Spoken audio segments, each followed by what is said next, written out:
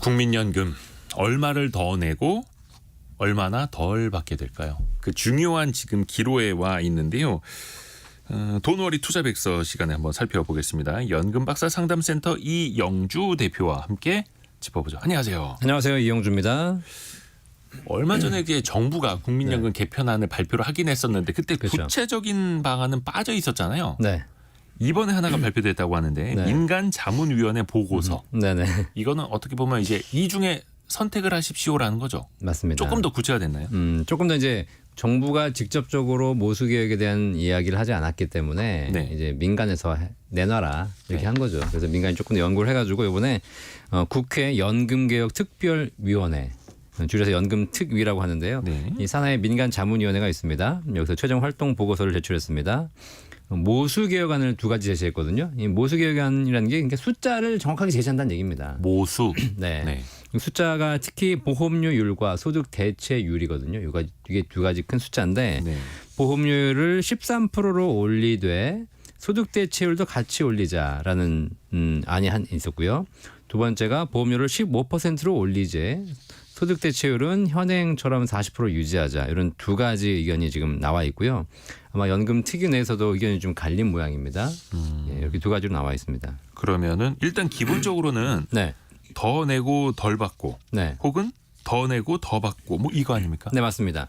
그러니까 첫 번째 안이 보험료율을 13%로 현행에서 4% 정도 올리되 받는 금액도 올리자. 네. 소득 대체율도 올리자라고 해서 이게 소득 보장 중심입니다. 그러니까 기금에 대한 얘기보다는 조금 더 소득을 더 안정화시켜서 국민연금액을 현실화하자라는 거고요. 네. 두 번째 의견은 보험료율을 더 많이 올리고 15%까지 올리고 소득 대체율을 현행 그대로 유지해서 더 올리지 말자. 그러니까 더 내고 그대로 받자. 이게 훨씬 더 강화된 안이죠.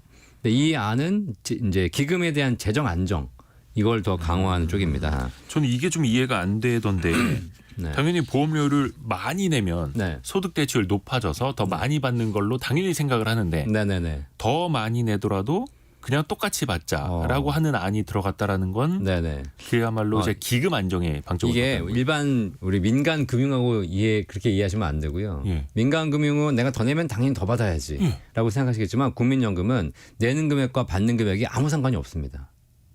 서로 연결이 돼 있지 않다는 사실이죠. 네. 그러니까 내는 건 더 많이 내도 받는 거는 한 푼도 못 받을 수 있는 것이고 반대로 내는 건 그대로 있으면서 받는 금액을 더 올릴 수 있는 것이기 때문에 이게 제도적으로 각각 분리가 돼 있기 때문에 실제로 더 내더라도 소득 대체율 받는 금액을 더 올려주지 않으면 더 많이 내면서 받는 금액은 그대로이거나 오히려 떨어지게 되는 거죠.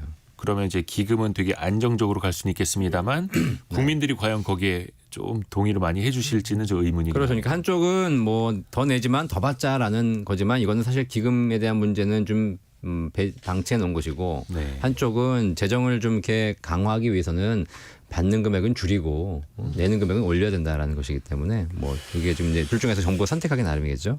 그러면 일단 현행 그 보험료율은 9%죠. 네. 9% 내던 걸 13%로 올리거나 네. 15%로 더 올리거나 이런 안이 나온 겁니다. 그러면 맞습니다. 이거 예를 좀 들어주시겠어요? 우리가 얼마나 더 부담을 하게 되는 겁니까? 예를 들면 이제 13%를 올리는 소득 보장안은 4%가 인상되는 것이고요. 네. 재정 안정안은 6%를 올려서 15%까지 올리자는 거거든요. 네.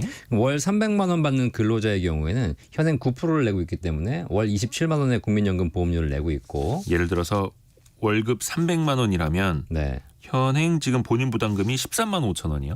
그렇죠. 그중에 27만 원 중에서 4.5% 본인이 그렇죠. 절반을 부담하고 나머지를 회사가 부담해 주기 때문에 회사와 본인 절반씩. 실제 급여에서 공제되는 금액은 13만 5천 원이 되겠죠. 네. 근데 이게 13%로 인상하게 되면 월 39만 원의 보험료가 되는 것이고 이 중에서 본인 부담이 19만 5천 원이기 때문에 현행보다 한 6만 원 정도가 더 증가합니다. 전체적으로는 이제 12만 원이 증가하는 것이겠고요.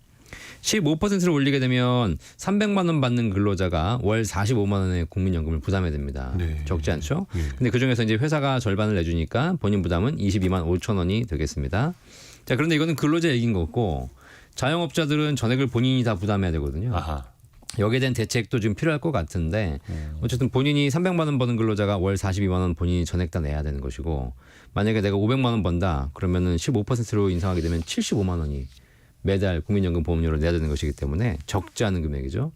그리고 이제 근로자 같은 경우에는 절반을 부담하기 때문에 뭐 그나마 좀 나은 상황이다라고 하겠지만 네. 반대로 그걸 내줘야 되는 절반은 회사가 내줘야 되지 않습니까? 그렇죠. 그러니까 고용주 입장에서는 직원들 월급을 올려주거나 직원을 채용하는 것이 더 훨씬 더 부담스러워지는 상황이 될 수밖에 없는 그런 구조죠. 그렇죠. 뭐 근로자도 그렇고 회사도 그렇고 또 자영업자도 더더욱이 그렇고 네.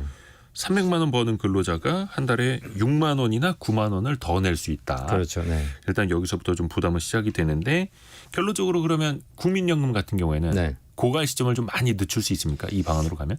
근데 지금 소득 보장안은 해보니까 이거는 어쨌든 더 내고 더 받는 안이기 때문에 기금 고갈을 늦출 수는 있으나 한 7년 정도밖에 연장하지 못한다는 기사이 나왔습니다. 이렇게 해봐야 7년 정도를 늦추는. 네, 현재 2055년이 기금 고갈 예정인데 이렇게 했을 경우엔 2062년이 되면 기금이 고갈되는 것이고요.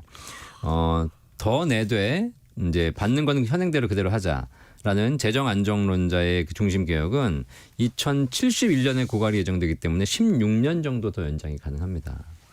그래서 어쨌든 우리가 지금 현재 좀 더 뼈를 깎는 고통을 안을 것이냐. 아니면 조금 더 편한 거로 갈 것이냐에 대한 결정을 좀 해야 되는 상황이고 물론 이 이외에도 여러 가지 이제 기금 운용이라든가 변수가 있겠지만 그런 걸 좀 봤을 때도 실제로 큰 효과는 있지 않다라고 보시면 될 것 같아요.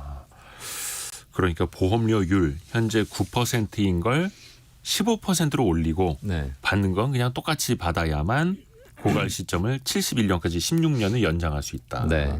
아이고 참 쉽지 않죠. 티라도 좀 내려고 하면은 이거 네. 국민들이 부담해야 될 게 되게 커지겠네요. 그럼 결국은 더 받거나 아니면 그대로 받거나 이걸 네. 또 우리가 선택을 하는 그 기로에 서 있는 거네요. 예. 그러니까 지금까지는 보험료율에 대한 고민이었다면 이제 받는 것에 대한 고민도 좀 해야 되거든요. 그게 이제 우리가 보통 전문용어로 소득 대체율이라고 합니다. 네. 이게 되게 어려워하시는 분이 계신데 소득 말 그대로 소득을 대체하는 비율입니다.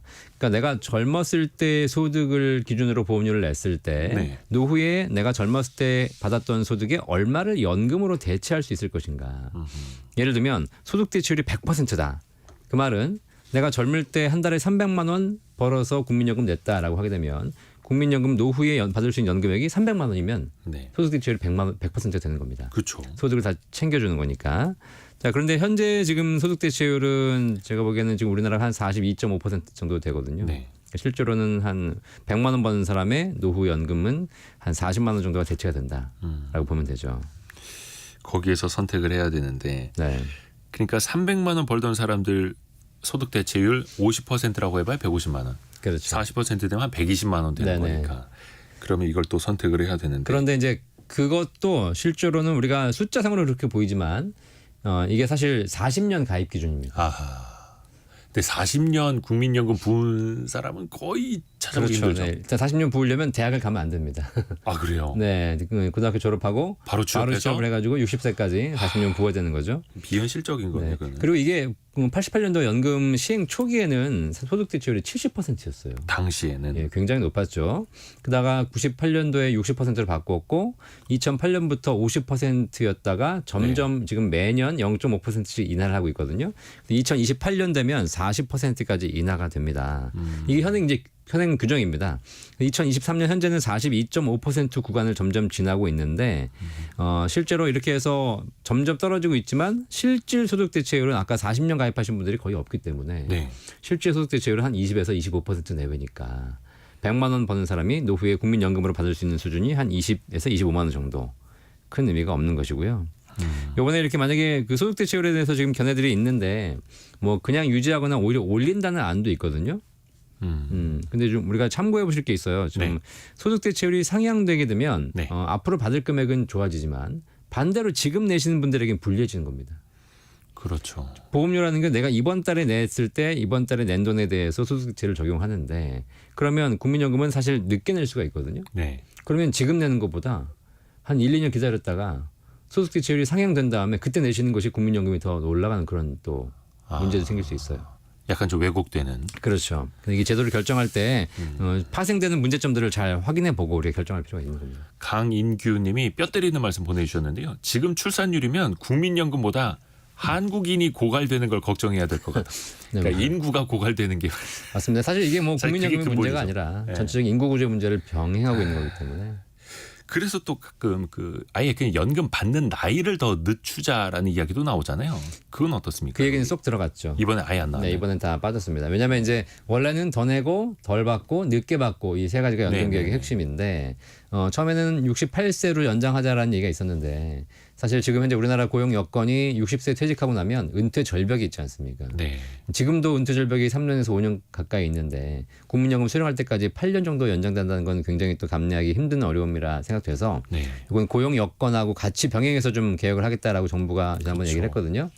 당장은 연금 받는 시점이 늦춰지진 않는다라고 보시면 되겠습니다. 일단 소득 공백기에 대한 우려도 크니까요. 근데 네. 그거는 이번 안에 담겨 있지 않고 대신에 얼마를 올릴 거냐, 그대로 받도록 할 거냐, 조금이라도 더 받게 할 거냐. 그렇죠. 그 중에서 이제 결정이 남아 있는 것. 앞으로도 계속해서 우리가 또 이야기를 들어보겠습니다. 연금박사 상담센터 이영주 대표였습니다. 고맙습니다. 감사합니다.